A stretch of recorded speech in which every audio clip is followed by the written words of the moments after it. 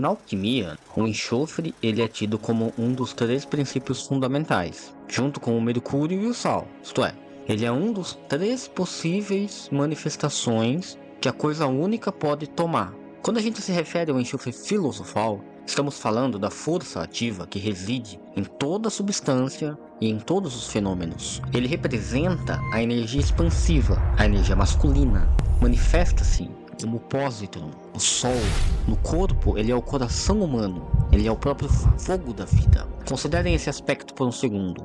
O enxofre, ele é fácil de queimar e liberar vapores tóxicos. Isso fez com que ele fosse associado com os fogos do inferno e com as chamas da paixão. Isto simboliza sua natureza fatal, aquela que é ligada ao desejo e à sexualidade, que leva os homens a fatalidades irresistíveis. Queimar fácil significa o quê? Ele é capaz de causar reações em nossa consciência de modo fácil, tal como é o sentimento da paixão, da raiva, não é verdade? Liberar esses vapores tóxicos alude exatamente à consequência fatal que geralmente esses dois sentimentos geram posteriormente, que é o quê?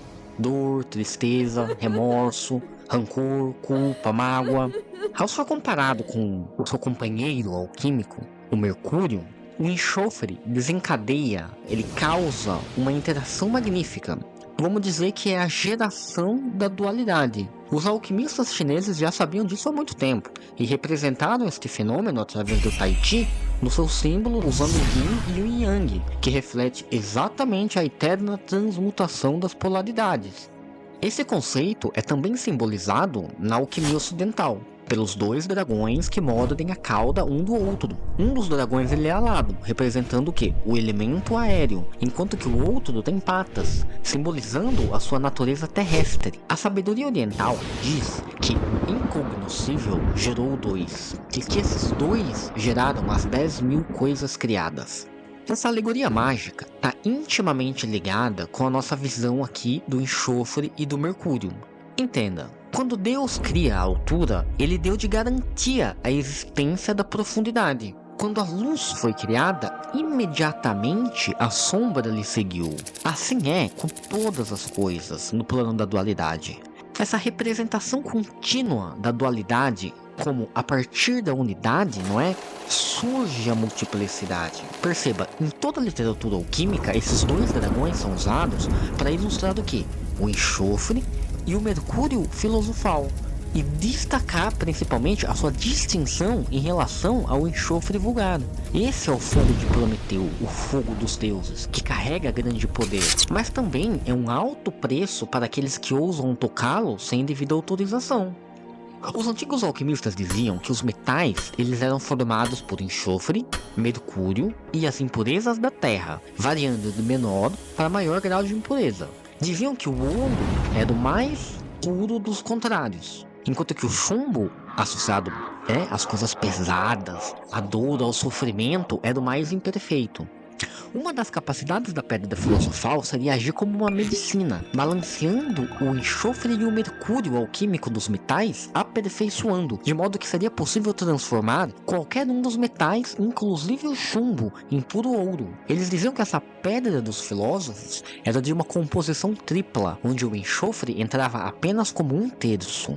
Esse fogo secreto dos alquimistas está fantasiado também na fábula de Aladim e da lâmpada mágica. Este é o fogo do gênio, não é? Capaz de realizar todos os desejos. Só que nessa fábula tem um truque. Aquele que aspira o poder do gênio de fogo tem que entrar na caverna das maravilhas e lá ele vai encontrar todas as tentações do mundo. Ouro, poder, fama, mulheres, até mesmo a chance de conversar com os entes queridos que já se foram. Todos os grimórios de magia e feitiçaria estão ali. Jasmim e lírios enfeitam o local. De modo a conseguir o poder da maravilha, Aladim necessita de uma vontade que seja maior que a vontade de riqueza e poder. Verdadeiramente, apenas alguém destituído de ganância e de cobiça conseguiria alcançar a lâmpada antes de ser corrompido pela caverna. Essa é uma excelente parábola, uma excelente alegoria alquímica de como funciona e de como podemos conquistar o enxofre filosófico. Quando perguntaram para Paracelso como este fogo poderia ser reconhecido, ele respondeu: pelos excrementos sulfurosos com quais se esconde e pelo ambiente salino com que é vestido. O que seria então esses excrementos sulfúricos e esse ambiente salino? O sal, para os alquimistas, como sabemos, simboliza a cristalização da matéria, e no homem não poderia ser outra coisa além do seu corpo físico. Aqui temos então metade do nosso mistério. Sulfuro é o nome latim para o enxofre, que batiza o nome sulfúrico. Então, o que seriam estes excrementos de enxofre? O enxofre é associado ao fogo, mas não simplesmente ao fogo vulgar do mundo material. Ele é o fogo da cobiça, ele é o fogo que faz a gente querer o que é do próximo. É a chama do desejo que sentimos quando estamos apaixonados. E por conta disso, ele também é a chama da ira quando estamos em cólera. Ele é o fogo do cozimento, do forno alquímico, da temperatura quente da terra úmida que com seu calor germina todas as sementes. Sua representação tradicional é a de um rei soberano, comumente com vestes vermelhas, daí advindo seu nome alquímico, o Rei Vermelho, consorte da Rainha Branca. Por vezes, este casal toma forma de um leão vermelho e de uma águia branca dos escritos alquímicos medievais, simbolizando os aspectos da energia mais primitiva dos homens, e que para eles eram representados exatamente através de diversos animais e de cores diferentes. Pense nas vezes em que você sentiu uma paixão ardente por um projeto ou uma vontade irresistível de mudar algo em sua vida. Esse impulso, essa chama interna, é o que os alquimistas chamavam de fogo secreto. Ele não é nem benéfico e nem maléfico, perceba. Ele apenas se manifesta conforme a sua própria natureza. Portanto, ele também é a serpente de chama das escrituras bíblicas. Esta chama toma o nome de Lúcifer quando assume sua forma através do fogo do desejo, da inveja, da raiva e do orgulho. É o ímpeto que constantemente nos tenta a morder o fruto proibido, em saciar a fonte do desejo. É o bolo que aparece justamente no momento em que decidimos entrar em uma dieta. É a viagem que nos é oferecida exatamente quando a gente disse que precisava economizar. Paracelso diz que sem o fogo secreto não seremos capazes de concluir a obra. Portanto, agora sabemos do que se trata esse enxofre. Agora que sabemos, torna-se então demasiado importante que a gente saiba observar ele na nossa vida diária, de modo a transmutá-lo da sua forma vil e corrompida para sua forma solar e pura, que aqui representa a mais forte e a mais viril força de querer e vontade. Na alquimia, o enxofre é essencial para a transformação. Ele é o princípio ativo que provoca a mudança. Ele é o estopim, o princípio, o primórdio. É ele que queima a impureza. Às vezes dói, às vezes machuca. E é ele que purifica o que é essencial. Da mesma forma, na nossa vida, o fogo da paixão e do desejo pode também nos levar a grandes transformações, ajudando muitas vezes a superar desafios e a evoluir.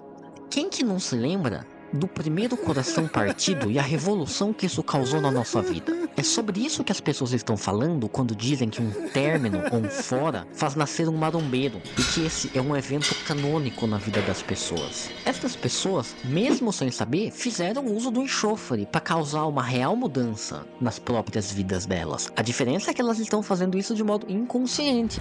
Geber, um alquimista árabe, disse que o enxofre nunca pode ser fixado a não ser que primeiro ele seja calcinado. E sabemos que a calcinação foi concluída com sucesso quando ele não mais for capaz de ser fundido e nem mais soltar vapores tóxicos. O que ele quer dizer com fixar o enxofre? Ou vapores tóxicos, vapores de cheiros podres? É exatamente não estar mais perdido na dúvida e incerteza da vida. É não mais estar como um barco numa tempestade. É ter encontrado o seu eixo, o seu propósito, sua missão, o seu fito. É tomar as rédeas do seu próprio destino. E como que ele indica pra gente fazer isso? Através da calcinação. Falaremos mais sobre esses processos e outros também, né? Mas já adianto que envolve meditação, análise, principalmente, né? E observação do nosso padrão de comportamento. Principalmente quando a gente está estressado, com raiva, triste, nos momentos de crise. Esses são os momentos importantes. O que Geber quis dizer que isto será feito com sucesso quando o enxofre não for mais fusível e não exalar odores. A transmutação da natureza do enxofre irá causar também uma mudança na sua manifestação. A ausência de gases tóxicos significa a ausência dos antigos comportamentos sanguíneos, impulsivos, automáticos, cheios de ódio, de malícia, de sabotagem, de desconfiança, de ciúmes, ganância, que aflige tão profundamente todo mundo. É não se deixar perder a cabeça quando alguém fura sua fila no banco. É não se deixar fazer loucuras por amor, das quais você vai se arrepender depois. Ou se deixar fazer loucuras no momento de cabeça quente. É saber calar quando os lábios querem gritar. O enxofre alquímico nos ensina sobre a importância de abraçar nossa paixão, de usar esse fogo interno para nossa própria transformação e não deixar que esse fogo nos consuma, porque ele vai consumir a gente. Ele vai consumir até o final, até o dia da nossa morte. Descobrir a força do enxofre filosofal também vai envolver entrar em contato com essa sua fagulha divina. E é nas questões mundanas que a gente percebe isso, é no dia a dia. Isso tem muito a ver com descobrir o fito da sua encarnação. Você já parou para considerar por que você nasceu aqui, nessa cidade, nesse planeta, nesse país, exatamente durante essa era? O que você veio fazer aqui nessa terra que torna você um ser completamente diferente em relação a todos os outros? Descobrir o seu fogo interno é descobrir qual é a sua verdadeira paixão, é a sua real motivação de ser, é o que faz você acordar todos os dias, é compreender aquilo que chamam de verdadeira vontade. Se você já tivesse todo o dinheiro do mundo, o que você ainda ia fazer? O que resta pra você na sua vida?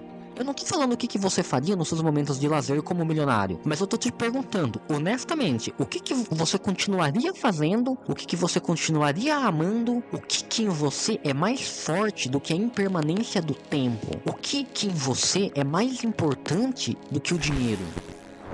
Isso e mais, que os alquimistas e magos de todos os tempos sempre disseram que o autoconhecimento é um importante passo a ser tomado, o mais importante passo a ser tomado. Porque você tem que conhecer as suas imperfeições, você tem que conhecer os seus defeitos, porque muitos deles estão escondidos, disfarçados. E assim, a maioria deles não quer ser encontrado, então não é um trabalho fácil. Observar e aceitar os nossos defeitos e que somos uma criatura falha já é alguma coisa de se tomar nota. Mas o verdadeiro caminho só começa quando a gente decide fazer alguma coisa a respeito. É isso que a fórmula de Vitriol indica. Visite o interior da terra e retificando encontrará a pedra oculta. É esse ácido sulfúrico das profundezas da terra, das profundezas dos poços de enxofre. Esse é o verdadeiro solvente alquímico, que pode reduzir todos os metais menos o ouro. Essa é a medicina metálica. Portanto, os alquimistas indicam o quê? Que a gente deve aplicar essa medicina em nós mesmos. E por consequência, sem que precisemos fazer nada, no final vai restar apenas o ouro. A ilustração alquímica que vemos representa o quê? A visão que os antigos alquimistas possuíam exatamente desse processo de autodescoberta. Considerem a imagem a seguir. Podemos observar que no interior da Terra estão sentados os 7 regentes dos metais, que também são os 7 regentes dos planetas. Em cima da Terra, vemos os 3 princípios fundamentais: enxofre, mercúrio e sal, sentados com halos dourados, mostrando que estão nas suas formas sublimadas, ou seja, eles são sublimes. Acima desses dois, tem o quê? Os dois contrários, e aqui nessa figura eles assumem a forma do Sol e da Lua. Toda essa figura é coroada pela figura dos 4 elementos. A verdade é que nós somos esse hieroglifo. Nós precisamos descobrir os metais dentro de nós mesmos. Nós precisamos sublimar a prima matéria.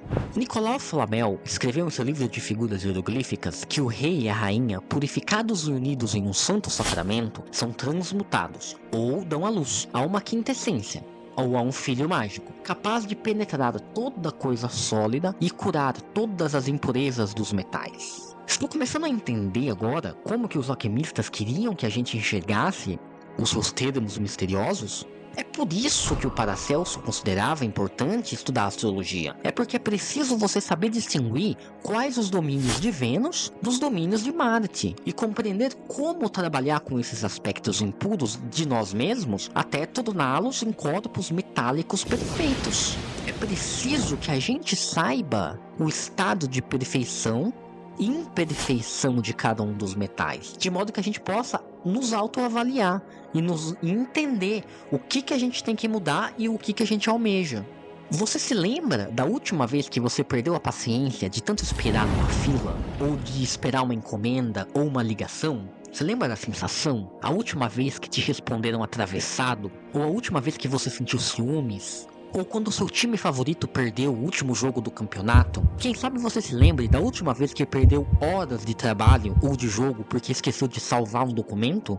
Todos esses sentimentos são latentes formas de enxofre no nosso ser, esperando apenas para se transformar em uma ação ou uma reação da nossa parte. Devemos encarar esses momentos não como obstáculos, mas como ordalhos, como testes para saber se estamos prontos. Porque é verdade que aquele que deseja reinar sobre algo não pode ser escravo dessa coisa. Portanto, o alquimista que deseja o império sobre o enxofre deve necessariamente exercer domínio sobre este. Exatamente isso que aquela metáfora quer dizer, que fala que o alquimista ele possui um fogo que não queima as mãos. E como é que os alquimistas nos ensinaram a fazer isso? Eles descreveram os processos alquímicos, dos quais falaremos adiante, a fim de purificar a matéria-prima. Mas já te adianto aqui, que para trazer essas coisas à luz, é necessária análise e julgamento por parte do intelecto, de sentimentos e sensações que muitas vezes vão ser extremamente desagradáveis. Então não é um trabalho fácil, né? A primeira fase, chamada nigredo, ou escurecimento, ou fase negra, tem um motivo claro para isso. A próxima vez que você sentir esses excrementos sulfúricos emergindo, querendo te fazer gritar, reclamar, brigar com alguém, ser passivo-agressivo, ou quando você sentir o fogo interno queimando no seu peito, requisitando em nome do seu orgulho para que você faça ou fale algo a respeito, quero que você pare, respire e pense. Eu sou o senhor de mim mesmo ou escravo de impulsos e desejos? O que é o fanatismo? O que faz uma pessoa ser aparentemente normal em todos os aspectos da vida dela? Mas aí quando você chega e fala sobre algum determinado assunto, ela muda completamente. Muitas vezes não aceitando contestação, dúvida ou sequer a possibilidade de estar errada. Podemos dizer então que o fanatismo é uma certa forma de enxofre corrompido. É esse fogo interno que está aplicada a uma determinada crença isolada do mercúrio filosofal. A ausência do mercúrio impede a meditação e a reflexão por parte intelectual da pessoa sobre a própria crença, não é? E é por isso que os fanáticos, não importa no que ela seja fanática, geralmente são descritas como pessoas com fé cega.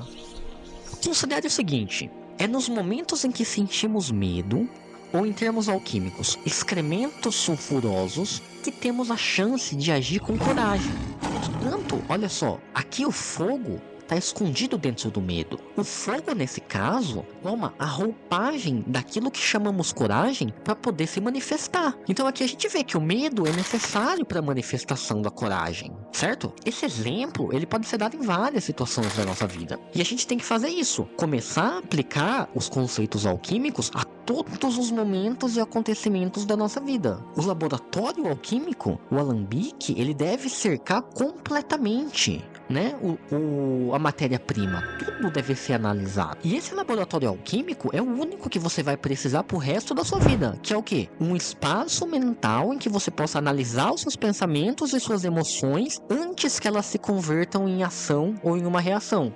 O instrumento, né, que os alquimistas usavam para causar as reações químicas chamava de cadinho, vaso hermético, alambique, e tinha outros nomes também. Mas ele possuía um nome secreto entre os alquimistas. Eles chamavam de crisol, isto é, o lugar aonde ocorrem as crises. Então se torna claro, né, que o laboratório somos nós mesmos. E dentro de nós é onde a gente deve lidar com essas crises, em busca do entendimento e da transformação. Muitas vezes causando de propósito essas crises, porque é melhor que essas crises aconteçam em um ambiente controlado do que elas aconteçam em um ambiente descontrolado, fora do nosso controle.